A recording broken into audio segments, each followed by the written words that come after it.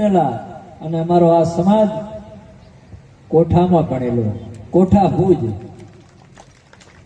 એક હાકલો કરો અને હજારો માલ એકે પંથે આજે ભલે ગમે હરિયાળું ખેતર હશે, ઢોર મોઢું નહીં ભરે.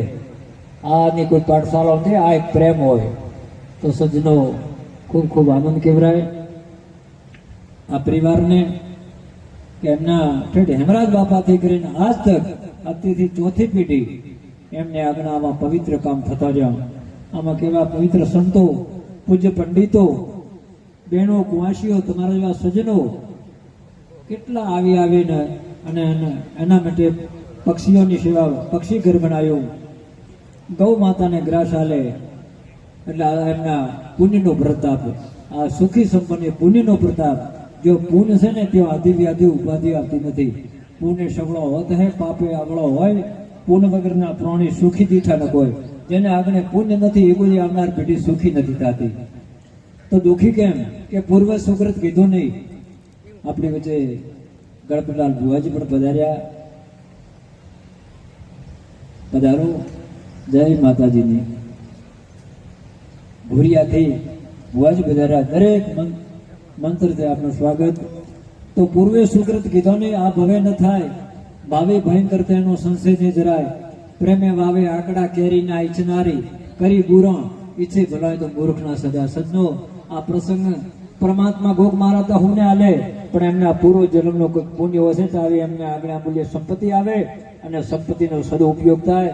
અને આ સંપત્તિ આ દેવી દેવતા ભગવાન ગોગ મહારાજને પાછી 1000 ગણીથી પાછી એમને આગળ આવશે.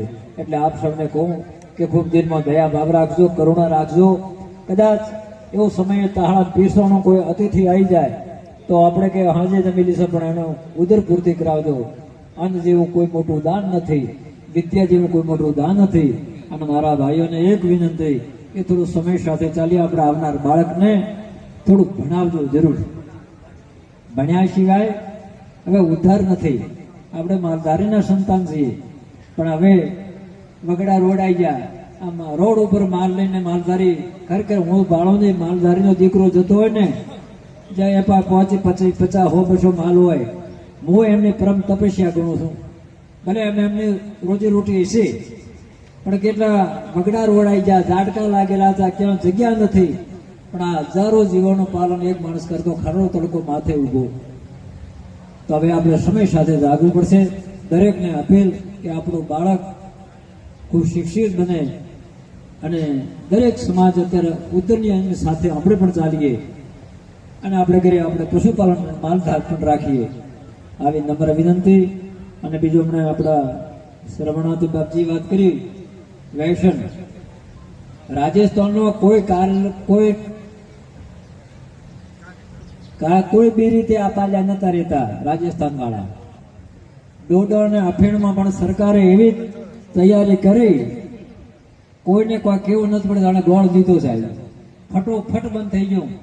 મૃત્યુ ભોજન અને વ્યસન એકદમ સરકાર એના માટે. અને આ સંતોએ પણ એમ કઈ જાગૃતિ લાગી. એટલે આપણે પણ આ ગુજરાતમાં જરૂર છે. જે વડીલો લેતા હોય બરાબર છે, પણ મારા યુવાન ભાઈઓને ખાસ હાથ જોડીને વિનંતી કે આ રવાડે આપણેથી ચડાય નહીં. આ વ્યસન છે, મહાન બુરી ચીજ છે. બને તો પાન મસાલા ગુટકા આ છોડો, પણ એવું તો ઠીક છે. બાકી જે આપણા સરકારે નિષિદ્ધ કરી હોય, આપણા શાસ્ત્રોએ નિષિદ્ધ કર્યું હોય, એ આપણું બાળક એનું વ્યસન ન બને, આટલું પણ સમાજ થોડું ધ્યાન રાખજો. આ વખતે અમારા એમના બાપા ભુવાકો બી યાદ આવી, પણ જે લોકમાં છે એ પણ આ પરિવારને આશીર્વાદ આપ્યા છે કે મારા સંતોએ આપણે આગળ આવીને ફેરી આજ પણ ડંકો વગાડ્યો. નાથા બાપા શું નામ હતું? નાથા બાપા અમે વડવાળા બાપજી ની ઘરે એમને ઓગણે બાપુ ધોણાડ્યા હતા, હેમરાજ બાપા. એ પણ અત્યારે જે હશે એ પરિવારનો પ્રસંગ દેખી ખૂબ એમની પણ આશીર્વાદ મળતો છે. બીજું તો આપણે બાપા હતા શું નામ? નાથો બાપુ. આપણે અમે ધોણાડ્યા હતા આપણે આપને ગુરુ સર્વદાસ બાપુ કે તમે રેડી કરો ને ઘડીક અમને દર્શનાલય કેટલા તડતા 5 વર્ષ થયા. પક્ષી ઘરની વાત કરીને પડતો બોલી લે ઉદઘાટન કરાવી મારે હાથે સરયોદાસ બાપજી આયા. મેં કે મહારાજ ને કોઈ સભામાં પધારે.